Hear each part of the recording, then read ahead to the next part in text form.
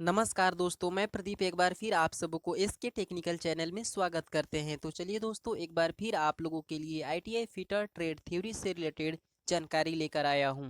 तो जैसा कि फ्रेंड्स हम लोगों का सीरीज चल रहा है अखिल भारतीय व्यवसायिक परीक्षा से संबंधित महत्वपूर्ण वस्तुनिष्ठ प्रश्न का। तो फ्रेंड्स उस सीरीज के सेकेंड यूनिट का 11वां क्लास है।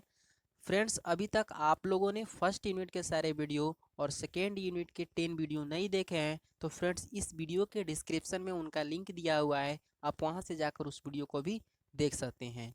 और अगर फ्रेंड्स आप लोग अभी तक हमारे चैनल को सब्सक्राइब नहीं किए हैं तो सब्सक्राइब कर बेल आइकन को ज़रूर दबा लें ताकि पल पल की अपडेट आप तक पहुंच सके। और फ्रेंड्स अगर आप लोगों को यह वीडियो पसंद आए तो please like share and comments करके ज़रूर बताएं कि आपको ये वीडियो कैसी लगी। तो चलिए दोस्तों, आज का वीडियो स्टार्ट करते हैं। तो आज हम डिस्कस करने वाले हैं यहाँ पे 151 नंबर क्वेश्चन से नेक्स्ट की बात करेंगे, क्योंकि 10 वीडियो के माध्यम से हम यहाँ पे 150 नंबर क्वेश्चन तक यहाँ पे हम लोग डिस्कस कर चुके हैं और आज हम बात करेंगे 151 से। तो दोस्त यहाँ पे हम चलिए सबसे पहले देख लेते हैं यहाँ पे 151 नंबर क्वेश्चन क्या कह रहा है। क्लियर। तो देखिए फ्रेंड्स, यहाँ पे आप स्क्रीन पर देख पा रहे हैं 151 नंबर क्वेश्चन आपसे बोला गया है, which part indicates the reading of dial test indicator. है ना फ्रेंड्स, देखिए बोला गया है कि डायल टेस्ट इंडिकेटर की रीडिंग किस हिस्से से प्राप्त करते हैं। है ना। तो एक बार चलिए फिर से हम इसको समझा देते हैं। देखिए बोला गया है कि which part indicates the reading of dial test indicators. है ना। डायल टेस्ट इंडिकेटर की रीडिंग किस हिस्से से यहाँ पे प्राप्त की जाती है। तो फ्रेंड्स यहाँ पे देखिए ऑप्शन नंबर ए बोल रहा है, ऑप्शन ए बोल रहा है स्टीम, ऑप्शन बी की बात करें एनविल, सी पॉइंटर, डी प्लंजर। है ना। तो फ्रेंड्स इसका जो आपका करेक्ट आंसर होगा फ्रेंड्स वो आपका ऑप्शन नंबर बी के साथ चला जाएगा, यानी एनविल की सहायता से हम क्या करते हैं, किसी भी डायल टेस्ट इंडिकेटर का हम रीडिंग लेते हैं। है ना। तो अब हम यहाँ पे अगले क्वेश्चन की बात कर रहे हैं। तो हमारा यहाँ पे अगला क्वेश्चन पूछा गया है। जी हाँ फ्रेंड्स, तो यहाँ पे देखिए 152 नंबर क्वेश्चन आपसे पूछा गया है, बोला गया है कि what is the name of operation, इस ऑपरेशन का नाम क्या है। क्लियर। तो फ्रेंड देखिए एक फिगर के माध्यम से आप लोगों का यहाँ पे एक क्वेश्चन पूछ दिया गया है ना, कि ये जो ऑपरेशन किया जा रहा है वो कौन सी ऑपरेशन किया जा रहा है। तो फ्रेंड चलिए हम इसके ऑप्शन की ओर चलते हैं। तो जैसा कि फ्रेंड्स यहाँ देखिए आप ऑप्शन देख पा रहे हैं, इसमें आपका बोला गया है फर्स्ट ऑप्शन है फाइलिंग, सेकेंड ड्रिलिंग, है ना, थर्ड स्क्रैपिंग और डी जो है आपका यहाँ पे चिजलिंग। तो फ्रेंड्स देखिए ये जो आपका ऑपरेशन यहाँ पे किया जा रहा है, जैसे आप यहाँ पे इस फिगर में देख पा रहे हैं, है ना, तो ये फ्रेंड्स आपका क्या होगा, स्क्रैपिंग होगा। इसलिए आपका जो करेक्ट आंसर होगा फ्रेंड्स वो आपका ऑप्शन नंबर सी के साथ चला जाएगा, यानी स्क्रैपिंग इसका करेक्ट आंसर होगा। क्लियर। तो इस तरह से आपका यहाँ पे 152 का भी करेक्ट आंसर आपका यहाँ पे सी हो गया। तो अब चलिए फ्रेंड्स हम अगले क्वेश्चन की बात करते हैं। जी हाँ फ्रेंड्स, यहाँ पे देखिए 153 नंबर क्वेश्चन आपसे पूछा गया है, बोला गया है which scraper is use to scrape the centre portion large flat surface. देखिए फ्रेंड्स यहाँ पे बोला गया है कि बड़ी सपाट सतह के भाग, यानी बोला गया है कि बड़ी सपाट सतह के मध्य भाग को खुरचने के लिए किस खुरचनी का उपयोग किया जाता है ना। तो चलिए इसको हम ऑप्शन के साथ क्लियर करते हैं। फ्रेंड्स ऑप्शन नंबर ए बोल रहा है flat scraper, option B hook scraper, option C triangular scraper, option D bull nose scraper. तो फ्रेंड्स देखिए इस क्वेश्चन का जो आपका करेक्ट आंसर निकल के आएगा वो आपका फ्लैट स्क्रैपर के साथ चला जाएगा, क्योंकि फ्लैट स्क्रैपर का प्रयोग हम लोग बड़ी सपाट सतह के मध्य भाग को खुरचने के लिए करते हैं। है ना। तो ये आपका correct answer option number A के साथ चला जाएगा। और फ्रेंड्स हम इसी के साथ अगले क्वेश्चन चलिए देख लेते हैं। तो फ्रेंड्स यहाँ पे आपका 154 नंबर क्वेश्चन आपसे पूछा गया है। फ्रेंड्स देखिए बहुत ही अच्छा क्वेश्चन पूछा गया है और फिगर बेस है और बहुत ही इंपॉर्टेंट है, क्योंकि ये हर एक टेक्निकल एग्जाम में पूछे जाते हैं, है ना। तो चलिए बात कर लेते हैं। यहाँ पे 154 नंबर क्वेश्चन आपसे पूछा गया है, what is the name of the instrument, है ना फ्रेंड्स। बोला गया है कि इस यंत्र का नाम क्या है। वेरी वेरी इंपॉर्टेंट पॉइंट्स है फ्रेंड्स, और ये बार बार एग्जाम में पूछा जाता है। हम ये आप लोगों से सजेस्ट करेंगे कि आप लोग मैक्सिमम यहाँ पे जो फिगर बेस्ड क्वेश्चन हैं उनके पार्ट्स के बारे में अध्ययन करें, क्योंकि उससे रिलेटेड बहुत सारे क्वेश्चन आपसे एग्जाम में पूछ लिए जाते हैं। इसलिए आपको फिगर के पार्ट्स के बारे में और बेसिकली फिगर से रिलेटेड ही यहाँ पे देखिए मैक्सिमम क्वेश्चन हर सेट में आप देख पा रहे हैं कि यहाँ से पूछा जा रहा है। तो चलिए दोस्तों इसके हम ऑप्शन की ओर चलते हैं। तो देखिए यहाँ पे ऑप्शन बोल रहा है, ऑप्शन ए बोल रहा है स्क्रू पिच गेज। क्या यह स्क्रू पिच गेज है? ऑप्शन बी की बात करें outside micrometer, option C screw thread micrometer, और ऑप्शन डी की बात करें तो स्क्रू थ्रेड कैलीपर गेज, है ना। तो देखिए ये आप फिगर जो देख रहे हैं, ये इसका आपका करेक्ट आंसर जो हो जाएगा फ्रेंड्स वो आपका ऑप्शन नंबर यहाँ पे 54 का सी हो जाएगा, क्योंकि इसको हम क्या कहते हैं, स्क्रू थ्रेड माइक्रोमीटर के नाम से जानते हैं। क्लियर, इसलिए आपका ऑप्शन सी करेक्ट आंसर हो जाएगा। अब चलिए फ्रेंड्स इसी के साथ हम अगले क्वेश्चन की ओर चलते हैं और देख लेते हैं अगला क्वेश्चन क्या है। जी हाँ फ्रेंड्स, तो चलिए देखते हैं। यहाँ पे 155 नंबर क्वेश्चन आपसे पूछा गया है, which instrument is use to magnify a small variation in size by means of pointer on a graduated dial, है ना। देखिए पूछा गया है यहाँ पे कि ग्रेजुएशन डायल पर पॉइंट के द्वारा आकार में छोटा बदलाव को मैग्नीफाइंग के लिए कौन से उपकरण हैं, है ना। देखिए बोला गया है कि which instrument is use to magnify a small variation, है ना। स्मॉल वेरिएशन के लिए फ्रेंड्स यहाँ पे आप ध्यान दीजिएगा, किसके लिए, स्मॉल वेरिएशन के लिए, है ना। वैसा कौन सा इंस्ट्रूमेंट यूज किया जाता है, यहाँ पे कौन सा ग्रेजुएट डायल पर पॉइंट के द्वारा आकार में छोटा बदलाव को मैग्नीफाइंग के लिए कौन से उपकरण यूज किया जाता है ना। तो यहाँ चलिए हम देख लेते हैं। ऑप्शन ए की बात करें तो बोल रहा है dial test indicator, option B inside micrometer, option C dial vernier caliper, option D vernier micrometer. Clear, तो 155 का जो आपका करेक्ट आंसर हो जाएगा फ्रेंड्स वो आपका डायल टेस्ट इंडिकेटर हो जाएगा, है ना। तो इसका करेक्ट आंसर आपका डायल टेस्ट इंडिकेटर हो जाएगा, है ना। तो आपका यहाँ पे डायल टेस्ट इंडिकेटर इसका करेक्ट आंसर हो जाएगा। अब चलिए फ्रेंड्स यहाँ पे देख लेते हैं अगला क्वेश्चन। जी हाँ फ्रेंड्स, देखिए यहाँ पे 156 नंबर क्वेश्चन आपसे पूछा गया है। बोला गया है what is the number of fundamental deviation in the VIS system, है ना। यानी उपलब्ध BIS प्रणाली में आधारभूत की संख्या क्या है। क्लियर, तो हमने अभी जो यहाँ पे जो 10 वीडियो था उसमें हमने बताया था, 10वीं क्लास में हमने बताया था कि फंडामेंटल डेविएशन कितने होते हैं और फंडामेंटल टॉलरेंस का जो ग्रेड होता है वो कितने होते हैं, है ना। तो यहाँ पे हमने फंडामेंटल डेविएशन के बारे में बताया था 25, और ग्रेड की बात करें तो ग्रेड हमारा कितना होता है 18 होता है। तो फ्रेंड्स इसके अकॉर्डिंग आपका यहाँ पे correct answer option number A के साथ चला जाएगा। यानी यहाँ पे हमारा फंडामेंटल डेविएशन की जो संख्या होती है BIS सिस्टम के अकॉर्डिंग वो आपका 25 होती है, इसलिए आपका यहाँ पे करेक्ट आंसर 25 होगा, है ना। तो फ्रेंड्स अब चलिए इसी के साथ हम 157 नंबर क्वेश्चन की ओर चलते हैं। 157 नंबर क्वेश्चन पूछा गया है friends, how many fundamental tolerance grades are available, है ना। कितने आधारभूत टॉलरेंस ग्रेड उपलब्ध हैं। तो फ्रेंड्स यहाँ पे आपका ऑप्शन की ओर हम चलते हैं, तो ऑप्शन ए बोल रहा है 18 ग्रेड्स, उसके बाद 25 grades, option C 15 grades, option D 12 grade. तो यहाँ से जो आपका करेक्ट आंसर निकल के आएगा वो आपका ऑप्शन नंबर ए के साथ चला जाएगा। यानी 18 ग्रेड आपका जो है वो टॉलरेंस ग्रेड पाए जाते हैं। है ना। किसके अकॉर्डिंग, BIS के अकॉर्डिंग जो फंडामेंटल टॉलरेंस ग्रेड होते हैं वो 18 टाइप्स के पाए जाते हैं। क्लियर।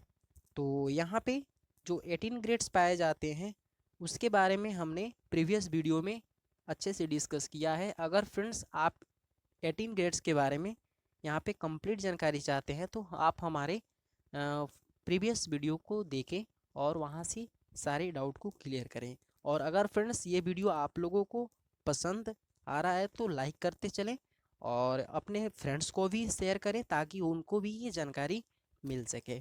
तो चलिए फ्रेंड्स, इसी के साथ अगले क्वेश्चन की ओर चलते हैं और यहाँ पे देख लेते हैं। अगला क्वेश्चन देखिए पूछा गया है, बहुत ही मोस्ट इम्पोर्टेंट क्वेश्चन पूछा गया है और ये बेसिकली हर टेक्निकल एग्जाम में पूछे जाते हैं, है ना।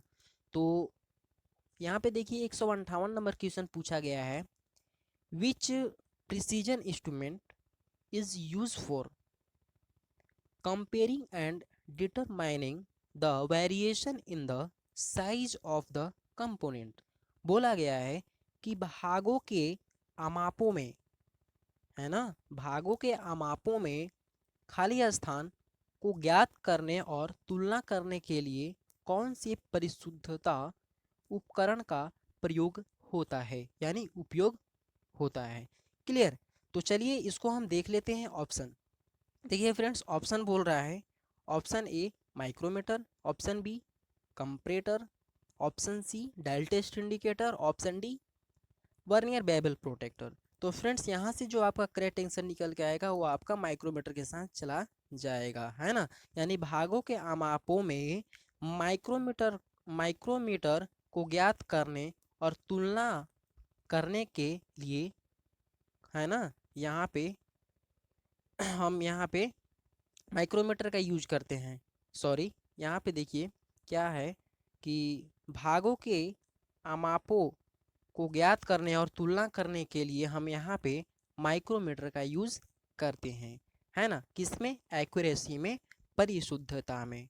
क्लियर। अब चलिए फ्रेंड्स इसी के साथ अगला क्वेश्चन देखते हैं और यहाँ पे देखिए अगला क्वेश्चन बोल रहा है, यहाँ पे 159 यानी 159 क्वेश्चन बोल रहा है कि what mechanism is used in the lever type dial test indicator. Friends यहाँ पे याद रखिएगा, हमारे पास जो डायल टेस्ट इंडिकेटर पाए जाते हैं वो दो प्रकार के पाए जाते हैं। हमने प्रीवियस वीडियो में भी डिस्कस किया था। वो कौन कौन, फर्स्ट होता है लीवर टाइप और सेकेंड होता है यहाँ पे प्लंजर टाइप। क्लियर। तो देखिए यहाँ पे क्या होता है, प्लंजर टाइप और लीवर टाइप, है ना।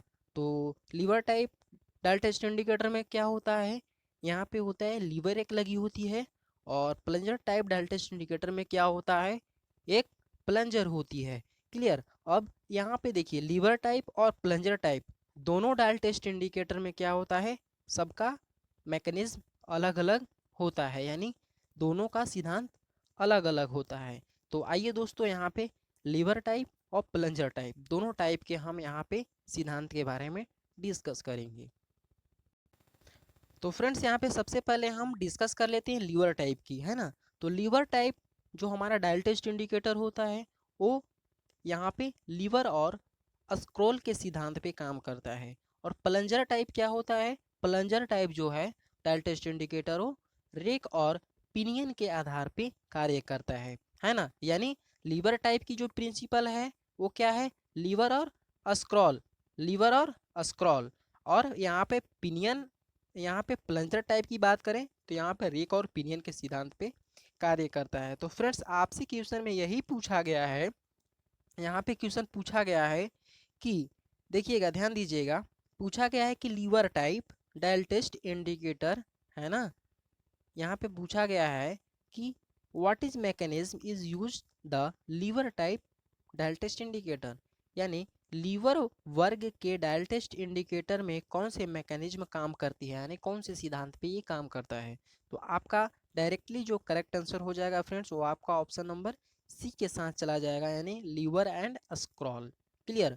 और अगर यहीं पे रेक एंड पिनियन की बात करें तो रेक एंड पिनियन में कौन सा डायल टेस्ट इंडिकेटर काम करता है, वो आपका प्लंजर टाइप हो जाएगा। क्लियर। तो फ्रेंड्स इसी तरह से आपका डाउट यहाँ पे क्लियर हो गया। अगर यहाँ से डायल टेस्ट इंडिकेटर से 2 क्वेश्चन पूछे जाते हैं तो सारा क्वेश्चन आपका यहाँ ही से क्लियर हो जाता है। अगर फ्रेंड्स आप इस पॉइंट्स को नोट करना चाहते हैं तो आप अपने नोटबुक में नोट भी कर सकते हैं। तो आइए दोस्तों, अब हम अगले क्वेश्चन की ओर चलते हैं। क्लियर। तो यहाँ पे देखिए 160 नंबर क्वेश्चन आपसे पूछा गया है फ्रेंड। देखिए बहुत ही अच्छा क्वेश्चन पूछा गया है। बोला गया है which comparator is use in mass production, है ना, यानी थोक उत्पादन में कौन सा कंपैरेटर प्रयुक्त होता है ना। तो कंपैरेटर की बात कर रहा है फ्रेंड्स। तो आइए इसको ऑप्शन के साथ क्लियर करते हैं।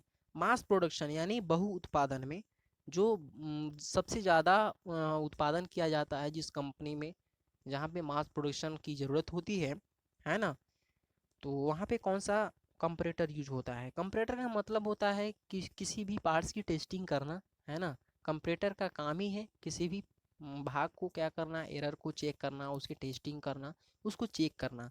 क्लियर। तो यहाँ पे कौन से कंपैरेटर का हम यूज करते हैं। ऑप्शन ए बोल रहा है optical, option B pneumatic, option C electronics, option D mechanical, है ना। तो फ्रेंड्स यहाँ से जो आपका करेक्ट आंसर निकल के आएगा वो आपका आएगा इलेक्ट्रॉनिक्स, है ना। इलेक्ट्रॉनिक्स कंपैरेटर का यूज यहाँ पे मास प्रोडक्शन में अधिकतर किया जाता है। क्लियर। तो इसका यहाँ पे correct answer option number C के साथ चला जाएगा। अब चलिए हम बात कर लेते हैं अगले क्वेश्चन की। जी हाँ फ्रेंड्स, तो यहाँ पे देखिए 161 नंबर क्वेश्चन आपसे पूछा गया है। बोला गया है कि which gauge use to check internal thread of components, है ना, यानी भागों के अंतर चूड़ियों को नापने के लिए कौन सी गेज का उपयोग किया जाता है। तो फ्रेंड्स यहाँ पे ध्यान दीजिएगा, यहाँ पे क्या बोल रहा है, इंटरनल थ्रेड, किसी भी कंपोनेंट की जो आंतरिक चूड़ी है, इंटरनल थ्रेड को मापने के लिए यहाँ पे कौन सी गेज का यूज किया जाता है। तो चलिए फ्रेंड्स ऑप्शन ए की बात करें, दिया गया है थ्रेड रिंग गेज। क्या थ्रेड रिंग गेज के द्वारा हम यहाँ पे इंटरनल थ्रेड को मापते हैं। Option B taper ring gauge, है ना। Option C thread plug gauge, option D यहाँ पे कैलीपर गेज। तो फ्रेंड्स देखिए यहाँ से जो आपका करेक्ट आंसर निकल के आएगा वो आपका ऑप्शन नंबर सी के साथ चला जाएगा, यानी thread plug gauge. Friends internal के लिए, इंटरनल थ्रेड के लिए थ्रेड प्लग गेज यूज करते हैं, और अगर यहीं पे बात कर देता है एक्सटर्नल थ्रेड के लिए, तो एक्सटर्नल थ्रेड के लिए आपका थ्रेड रिंग गेज हो जाएगा। क्लियर। तो यहाँ से आपको ये 2 क्वेश्चन क्लियर होने चाहिए क्योंकि बार बार एग्जाम में पूछे जाते हैं, है ना।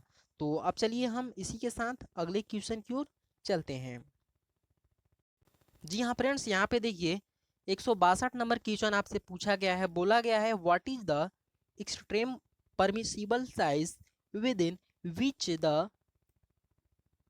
विच the operator is expected to make the components, है ना। बोला गया है कि कौन सा चरम स्वीकृत आमाप है जिसके भीतर ऑपरेटर से भाग बनाने की आकांक्षा रखी जाती है ना। देखिए फ्रेंड्स हमने पहले ही बताया था, प्रीवियस वीडियो में बताया था कि मास प्रोडक्शन के लिए आपको किसी भी कंपोनेंट को मैन्युफैक्चर करने से पहले उसमें क्या दी जाती है, एक टॉलरेंस दी जाती है। और टॉलरेंस कैसे दी जाती है, एक लिमिट में दी जाती है ना। तो उसी के बारे में यहाँ पे बोला गया है कि यहाँ पे बोला गया है कि कौन से चरम स्वीकृत आमाप है ना, जिसके भीतर ऑपरेटर के भाग बनाने की आकांक्षा रखी जाती है। यानी कहा जाता, यहाँ कहने का पूरी पूरी बात यह है कि कोई ऑपरेटर मशीन के पार्ट्स को मैन्युफैक्चर कर रहा है और उस मैन्युफैक्चर पार्ट को किसी भी लिमिट यानी सीमा में बनाया जा रहा है ना। तो उस सीमा को हम क्या कहते हैं, उसको हम क्या कहते हैं। तो ऑप्शन ए बोल रहा है बेसिक साइज, क्या हम उसको बेसिक साइज बोलेंगे। Option B actual size, option C nominal size, option D limits of size. तो फ्रेंड्स देखिए वैसे पार्ट्स जो कोई किसी की सीमा में रहकर काम करना होता है, यानी उसकी एक कंप्लीट लिमिट दे दी जाती है, तो उसको हम बोलते हैं लिमिट ऑफ साइज। यानी आपको जो लिमिट दिया गया है आपको उसी लिमिट में उस कंपोनेंट के मैन्युफैक्चर करना है ना। अगर आप उससे प्लस या माइनस जाते हैं तो वहाँ पे आपका जो पार्ट्स है वो रिजेक्ट कर दिया जाएगा, एक्सेप्ट नहीं किया जाएगा। क्लियर? तो वही आपका लिमिट ऑफ साइज आपका करेक्ट आंसर हो जाएगा, है ना। तो ये आपका 162 का correct answer option number D के साथ चला जाएगा। लिमिट ऑफ साइज कहने का मतलब ये होता है फ्रेंड्स कि जो आप पार्ट्स बना रहे हैं वो एक लिमिट में बना रहे हैं, लिमिट साइज में बना रहे हैं, है ना। अगर आप लिमिट साइज में बनाएंगे तभी एक्सेप्टेबल होगा, यानी रिजेक्ट कर दिया जाएगा। क्लियर? अब चलिए इसी के साथ यहाँ पे देख लेते हैं 163 नंबर क्वेश्चन आपसे पूछा गया है। बोला गया है फ्रेंड्स, ध्यान दीजिएगा, बहुत ही अच्छा क्वेश्चन पूछा गया है। What is the size of the component by actual measurement after it is manufactured, है ना। बोला गया है कि उत्पादन के बाद भाग के वास्तविक आमाप को क्या कहा जाता है ना। बोला गया है फ्रेंड्स कि देखिए यहाँ पे उत्पादन कर दिया गया, मैन्युफैक्चर कर दिया गया, और मैन्युफैक्चर करने के बाद जो माप मापा जाता है और जो माप आता है उस माप को हम क्या कहते हैं। वही बोल रहा है कि उत्पादन के बाद भाग यानी कंपोनेंट के वास्तविक आमाप को क्या कहा जाता है, तो फ्रेंड्स उसको हम क्या कहते हैं, एक्चुअल साइज कहते हैं, यानी वास्तविक आमाप हम कहते हैं। क्लियर है ना। तो यहाँ से आपका 163 का ऑप्शन बी करेक्ट आंसर हो जाएगा। अब चलिए फ्रेंड्स इसी के साथ हम अगला क्वेश्चन यहाँ देखते हैं। और अगले क्वेश्चन में आपको यहाँ पे देखिए क्या पूछा गया है। 164 नंबर क्वेश्चन आपसे पूछा गया है, और dimension is started as 25 plus minus 0.02 mm in drawing, है ना। What is the tolerance. बोला गया है फ्रेंड्स कि एक ड्राइंग है जिसमें कि बेसिक साइज पे प्लस माइनस 0.02 यहाँ पे माप दिया गया है, तो इसकी टॉलरेंस क्या होगी, है ना। तो फ्रेंड्स हमने बात किया था कि अगर आपको टॉलरेंस निकालना हो तो किसी भी साइज के यहाँ पे maximum limit of size minus minimum limit of size को अगर हम यहाँ पे इक्वल करते हैं तो हमारा टॉलरेंस आ जाता है। तो डायरेक्टली अगर हम बात करें फ्रेंड्स तो यहाँ पे देखिए अगर प्लस माइनस हो तो डायरेक्टली क्या हो जाता है, अगर प्लस माइनस में मान दिया हुआ है और उसका वैल्यू 0.02 हो या कोई एक ही हो तो वहाँ पे उसका डबल कर दिया जाता है। तो आपका करेक्ट आंसर टॉलरेंस का यहाँ पे ऑप्शन सी के साथ चला जाएगा, यानी 0.04। अगर आपको ऐसे समझ में नहीं आ रहा है तो आप यहाँ पे हम चलिए जो कंसेप्ट हमने प्रीवियस वीडियो में बताया था उसी के अनुसार आपको यहाँ पे बताते हैं। तो देखिए हमारा फार्मूला क्या था, मैक्सिमम लिमिट ऑफ साइज, है ना, minus minimum limit of size, minus करेंगे तो आपका टॉलरेंस आएगा। क्लियर? तो 25 पॉइंट यहाँ पे 25 में अगर आप जोड़ते हैं तो कितना आ जाएगा 0.02, तो यहाँ पे 25.02 आ जाएगा। और अगर इसको आप माइनस करते हैं 2 तो कितना हो जाएगा 24.98 आ जाएगा, यही आएगा ना। यहाँ पे कितना आ जाएगा अगर आप माइनस करते हैं तो कितना आ जाएगा 25 माइनस 0.02 को अगर आप माइनस करते हैं तो यहाँ पे कितना आ जाएगा, तो यहाँ पे आपका 24.98 आ जाएगा। क्लियर? अब जब आप इसको माइनस करते हैं तो माइनस करने के बाद आपका जो आएगा 0.04 mm। क्लियर? तो इस तरह से आप यहाँ पे टॉलरेंस निकाल सकते हैं। तो आपका correct answer option number C हो जाएगा। क्लियर ना। तो यहाँ पे कंफ्यूज नहीं होना है और अपने माइंड को कॉन्सेंट्रेट करके इस वीडियो को देखें तभी आपको समझ में आएगा, है ना। और फ्रेंड्स आप कमेंट करके ज़रूर बताएं कि आपको ये वीडियो कैसी लगी, है ना। तो तभी हम अगला वीडियो में कुछ अलग करने का कोशिश करेंगे। क्लियर? तो चलिए अब हम यहाँ पे अगला क्वेश्चन यहाँ पे देखते हैं। और 165 नंबर क्वेश्चन आपसे बोला गया है फ्रेंड्स कि how to identify high spot while scraping. बोला गया है कि स्क्रैपिंग के समय आप उभरे हुए स्थान को कैसे पहचानेंगे, है ना। तो ऑप्शन ए बोल रहा है पर्शियन ब्लू लगाकर, या option B white chalk, option C copper sulphate, option D cellulose लेकर। तो देखिए फ्रेंड्स, जब आपको स्क्रैपिंग करनी हो तो उस समय हाई स्पॉट को यहाँ पे पहचानने के लिए आप पर्शियन ब्लू का यूज करेंगे, है ना। पर्शियन ब्लू का यूज करेंगे क्योंकि पर्शियन ब्लू फिनिश सरफेस पे प्रयोग की जाती है, और स्क्रैपिंग भी जो की जाती है वो फाइलिंग के बाद यानी फिनिश सतह पर ही की जाती है स्क्रैपिंग। स्क्रैपिंग का प्रयोग हाई स्पॉट जो होते हैं उसको हटाने के लिए करते हैं। इसीलिए यहाँ पे हमारी जो फिनिश सरफेस पे यहाँ पे जो आपका जो यहाँ पे लेप लगाया जाता है वो हमारा क्या होगा, पर्शियन ब्लू होगा। इसलिए आपका करेक्ट आंसर यहाँ पे ऑप्शन नंबर ए के साथ चला जाएगा। तो फ्रेंड्स अब चलिए हम यहाँ पे देखते हैं अगला क्वेश्चन। आप यहाँ पे देखें 166 नंबर क्वेश्चन आपसे, देखिए क्या पूछा गया है ना। 166 नंबर क्वेश्चन पूछा गया है कि what is the smaller of the two limit of size. बोला गया है कि आकार की दो सीमाओं में से कौन सा छोटा है। आकार के दो सीमाओं में से कौन सा छोटा है। Option A actual size, option B maximum limit of size, option C minimum limit of size, option D limit of size. तो फ्रेंड्स इस क्वेश्चन का आंसर आपको कमेंट बॉक्स में कमेंट करके बताना है। क्लियर। और अगर आप लोगों को ये क्वेश्चन नहीं आएगा तो हम अगले वीडियो में इस क्वेश्चन को डिस्कस करेंगे। और फ्रेंड्स चलिए इस क्वेश्चन का आंसर आप लोग कमेंट बॉक्स में कमेंट करके ज़रूर बताएं, है ना। तो फ्रेंड्स चलिए आप लोगों को इस वीडियो के अंत तक बने रहने के लिए बहुत बहुत धन्यवाद। Thank you and bye bye. अगले दिन मिलेंगे अगले जानकारी के साथ, तब तक के लिए नमस्कार।